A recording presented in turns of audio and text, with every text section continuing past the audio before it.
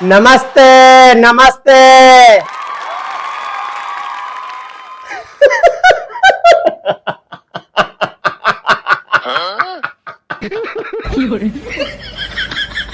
दोस्तों, मैं कैसे आप लोगों को बेवकूफ बनाकर पैसे कमाता हूँ आज आप लोगों को पता चलेगा, लेकिन समझ में तभी आएगा जब आप लोग ये पूरी वीडियो देखेंगे तो ही।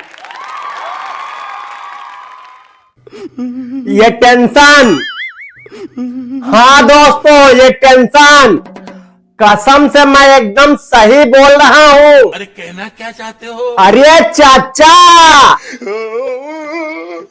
दोस्तों हाथी पालना, घोड़ी पालना और कुछ ना मिले तो गधा पाल लेना, लेकिन टेंशन मत पालना भैया, नहीं तो न घर के रहोगे न घाट के। तुमको सिखा रिया है। हाँ भाई साहब, एक बार मैं हंस रहा था, मेरे पिताजी बोले क्या गधे के जैसे हंस रहा है।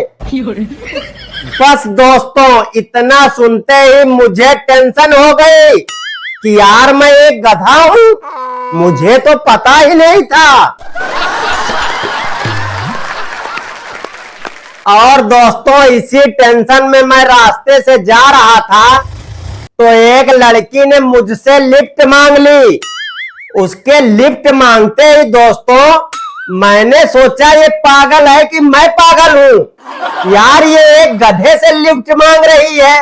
दोस्तों यही सोच सोच कर और टेंशन हो गई, फिर भी मैंने उसको बिठा लिया।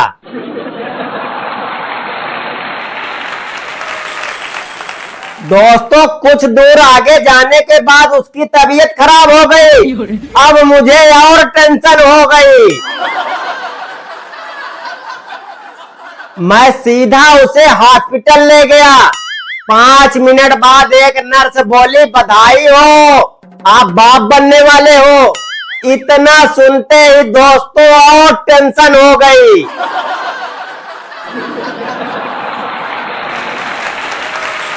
तभी मैंने बोला, कभी नहीं, मैं उस बच्चे का बाप कभी नहीं हो सकता। इतना सुनते ही वो लड़की बोली, नहीं नहीं, यही है इस बच्चे का बाप।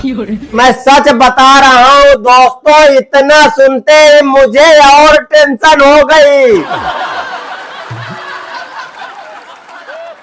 दोस्तों उसी समय मैंने अपना मेडिकल चेकअप करवाया, रिपोर्ट आई मैं कभी बाप ही नहीं बन सकता। इतना सुनते ही दोस्तों मुझे और टेंशन हो गई।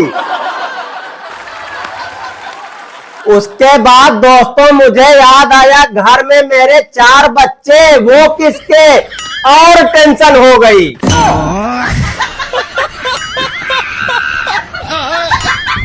मैं सच बता रहा हूँ दोस्तों, टेंशन खत्म होने का नाम ही नहीं ले रही थी। दोस्तों इतने में मुझे एक पंडित जी का फोन आया जो कि मेरे मित्र हैं। बोले तुझे इतनी टेंशन है तो मेरे घर आ जा। दोस्तों जैसे ही उनके घर के नजदीक पहुंचा, एक लड़के से पूछा, पंडित जी का घर कहाँ है? तो वो बोला, वो सामने वाला जहाँ से मियाँ बीबी के लड़ने की आवाज आ रही है। तो मैंने कहा तुम उन्हीं के बेटे हो? तो वो बोला, इसी बात की तो अंदर लड़ाई हो रही है। इतना सुनते ही दोस्तों और टेंशन।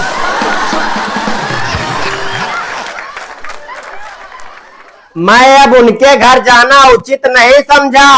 मैं समझ गया जब बाहर ही इतनी टेंशन है तो अंदर कितनी टेंशन होगी। उसके बाद दोस्तों मैंने एक होटल में नाश्ता किया। बाद में पता चला मेरी पर्स ही गिर गई। अब समझ में नहीं आ रहा है पैसा कैसे दूं। इसी बात की और टेंशन। दोस्तों उसके बाद मैंने किसी तरह दुकान वाले को बोला, भाई साहब मेरी पर्स गिर गई है, क्या करूं? तो वो बोला, बर्तन धुलो भाई दिन भर। इतना सुनते ही दोस्तों और टेंशन। दोस्तों मैं सही बोल रहा हूँ, एकदम टेंशन में मैं बर्तन धुल रहा था। तभी मेरे एक पड़ोस के लड़के ने मुझे बर्तन धुलते हुए देख लिया। दोस्तों मैं तुरंत समझ गया। अब वो ये बात मोहल्ले में जाकर इस तरह से बताएगा जैसे लोग पूजा खत्म होने के बाद पूरे मोहल्ले में पजीरी बांटते हैं। दोस्तों मैं सच बता रहा हूँ, यही सोच सोच कर मुझे और टेंशन। दोस्तों दिन भर बर्तन धुलने के बाद जब मैं वापस आने लगा तो मेरे दो दोस्त मिल गए। बोले भाई पैक लगाने चलेगा। अच्छा। मैंने सोचा यार फ्री में कोई किसी को जहर भी नहीं देता है और ये लोग मुझे पैक लगवाने की बात कर रहे हैं।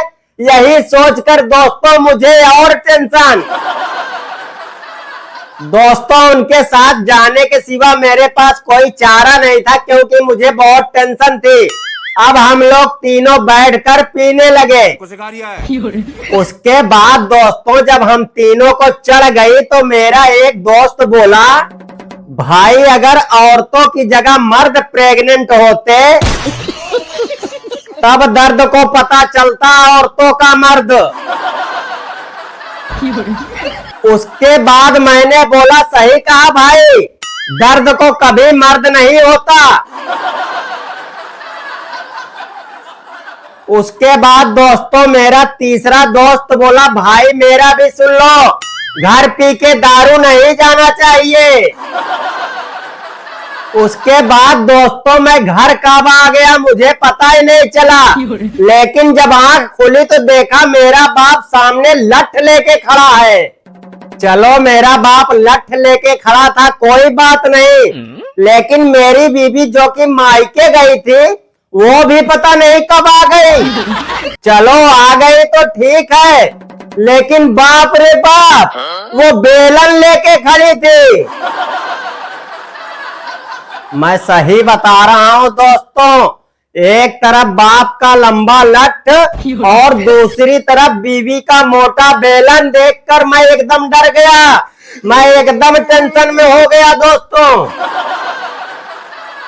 चलो कोई बात नहीं दोस्तों, लठ और बेलन खाने के बाद भी मैंने अपने बीवी को कुछ नहीं बोला क्योंकि मैं अच्छी तरह से जानता हूँ भैया, मायके से लौटे स्त्री का ससुराल में 3 दिन तक दिमाग खराब रहता है।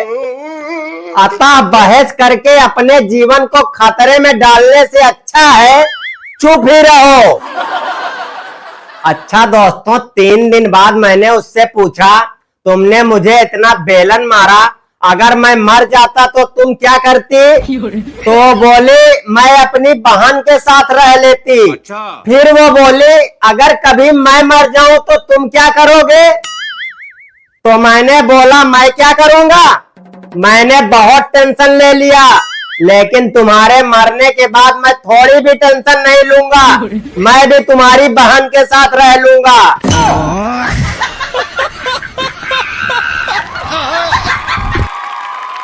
दोस्तों जैसा कि मैंने शुरू में बोला था, आज मैं आप लोगों को बताऊंगा कि मैं कैसे वीडियो बनाकर आप लोगों को बेवकूफ बनाता हूं और उससे पैसा कमाता हूं। ऐसा मैंने इसलिए बोला था क्योंकि एक भाई साहब ने मेरी वीडियो में कमेंट किया है कि मैं इधर उधर की वीडियो बनाकर पैसा कमाता हूं। जिस भाई साहब ने भी ये कमेंट किया था, मैं उनसे बोलना चाहता हूं कि दुनिया में हर चीज पैसा ही नहीं होता है। दोस्तों ये साइड में स्क्रीन पे दिख रहा होगा मैं कितने पैसे कमाता हूँ। देखिए जनवरी में 1766 रुपए और फरवरी में 2362 रुपए, मार्च में बात की जाए तो 3180 रुपए, अप्रैल में अगर बात की जाए तो 4742 रुपए, मई में अगर बात की जाए तो 6397 रुपए और जून में बात की जाए तो अभी जून चल रहा है 1211 रुपए। दोस्तों टोटल देखा जाए तो 4-5 हजार रुपए बन जाते हैं, किसी में कम बनता है किसी में ज्यादा, तो वो एवरेज 4-5 हजार रुपए बन जाता है। तो दोस्तों जरा सोच के देखिए, अगर मैं यहाँ वीडियो ना बना करके और कहीं भी काम करूं तो इससे कम कमाऊंगा या ज्यादा? इससे ज्यादा ही कमाऊंगा ना। इसलिए दोस्तों पैसा ही सब कुछ नहीं होता है। तो दोस्तों आप लोगों ने देख लिया, अगर मैं यहाँ से कहीं भी जाकर काम करूंगा तो इससे ज्यादा ही पैसा कमाऊंगा।